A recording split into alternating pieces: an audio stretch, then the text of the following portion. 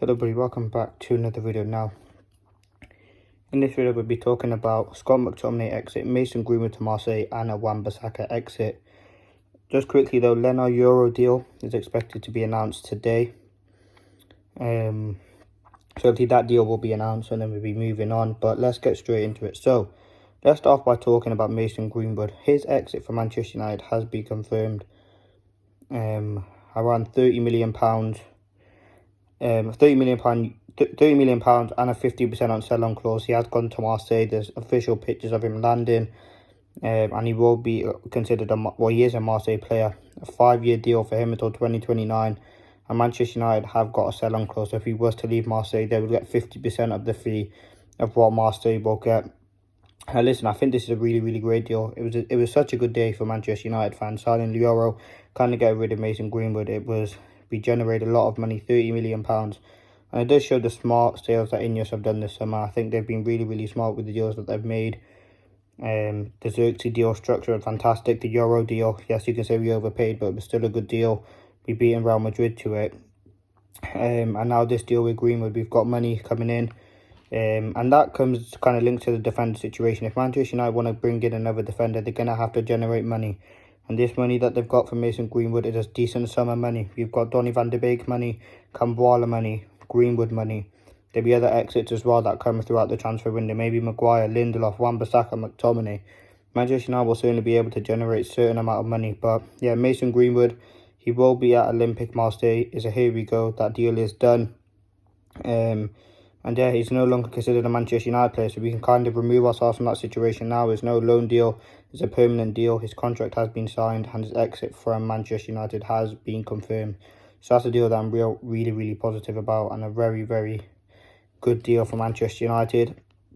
Secondly, I want to talk about the midfield situation now. With obviously Manchester United signing a striker and a defender, they want to move on to the midfield situation. Now, the two kind of options that are being talked about are Manuel Ugarte and João Neves. Now, João Neves is reportedly going to PSG. They have started negotiations with his agents over a deal. Now, and obviously Manuel Ugarte is already at PSG. I think Manchester United will probably go back in for João Neves towards the end of the window. I think that's a deal they can get done as well. PSG, they're making advancements, they're negotiating with them, but so far nothing has been confirmed. I think that's a deal that could happen very quickly, and he could be a Manchester United player.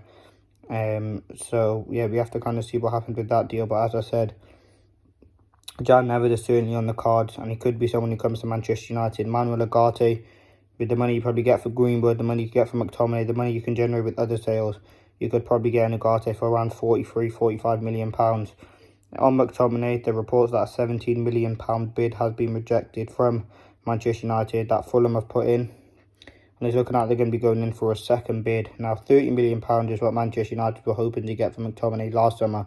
If another club has matched that bid, Manchester United will probably see and probably allow Scott McTominay to leave the club. I think this is a deal that I think could have happened last season to West Ham. This time it's Fulham. Obviously, they're losing João Palhinha. They need a kind of suitable replacement. I think McTominay will actually be a really good player for a club like a Wolves, a Fulham, a West Ham.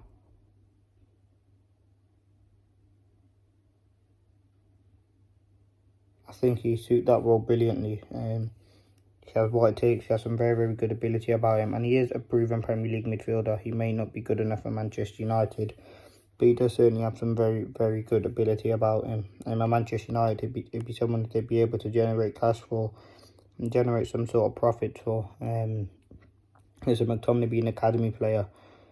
As I said, all the money that we get will be pure profit. And you look at that Greenwood as well, that's 30 million pure profit from him, because he was an academy player. McTominay, you could get profit for that. That's so much money that Manchester United kind of generating. We can go out and get a Dillit, a Branthwaite if we want to get him.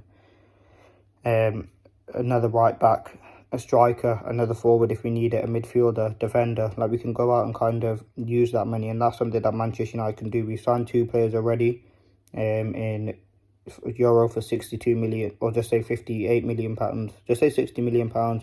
Xerxes for about 35, so that's £95 million spent. We've got Greenwood out for 30, Camboire out for 10. Taking on that spend down to 55 million. There's other players, Donny, Other players, Donny van de Beek has left the club as well. So the net spend isn't probably too much. But if we can sell someone like a McTominay, we've got other money as well that could come into the club. I think we could go and get a midfielder like a Ugarte or a João Neves. Now, talking about quickly Wan Bissaka, Manchester United reportedly have been, or West Ham have been reportedly eyeing up a bid for Manchester United Wan Bissaka for around £18 million, with add-ons rising up to £20-25 million.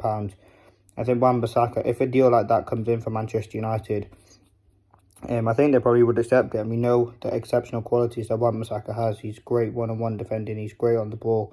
He's dominant, and he's a very, very good defender. But he does have some severe limitations in his game. And I think if Wan Bissaka was to leave the club, which is looking very likely like he will be, because West Ham are set to put in a second bid, and kind of they are the focus on the right back that they are going for now, we could well see him leave Manchester United. And again, he was a player last season who probably Manchester United fans want to sell. I don't know, I'm quite on the fence about Wan Bissaka. I think if a decent deal came in, I wouldn't mind accepting it. We could get in another right back. I think the progression of Delot has been fantastic.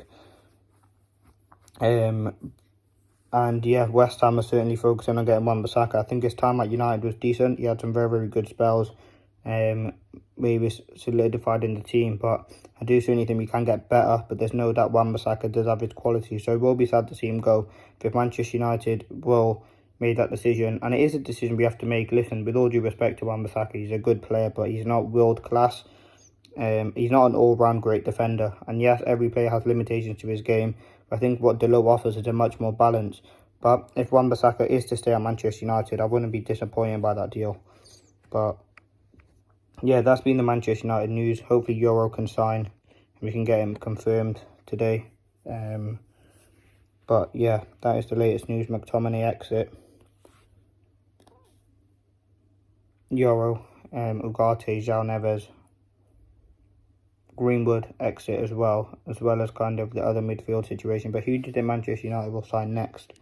It will certainly be an interesting deal to who we sign. I'm thinking it will be a midfielder. Don't know who that midfielder will be. But yeah, thanks for watching. Peace.